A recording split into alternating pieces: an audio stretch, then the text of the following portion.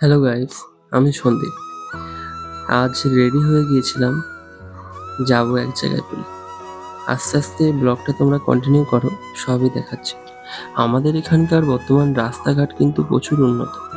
আমি কল্যাণী কাপা মোড়ের ফ্লাইওভারের উপর দিয়ে যাচ্ছিলাম। রাস্তাঘাট দেখেছো? একবার কেউ যেয়ে দেখো, সত্যি খুব সুন্দর। বুঝতেই পেরেছো আশা করি কোথায় গিয়েছিলাম। আজ কিন্তু খুব বড় লাইন পড়েছিল, প্রায় হাফ কিলোমিটার মতো। আমি কিছু মানুষের সাথে কথাও বলে দেখলাম, তারা অনেক দূর দূরান্ত থেকে এসছেন শুধু মাকে একবার দেখবার বলে, মাকে তার মনস্কামনার কথা বলার জন্য। দেখো এখানে অনেকে ডন্ডি কেটে তাদের মনস্কামনা পূরণের জন্য যাচ্ছেন। বড় মার কাছে এসেছি, বড় মার তিলক না লাগালে হয়?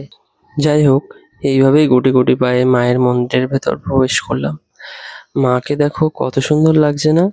জয় বড় মায়ের জয়। সকলের মনস্কামনা পূরণ করো মা গো।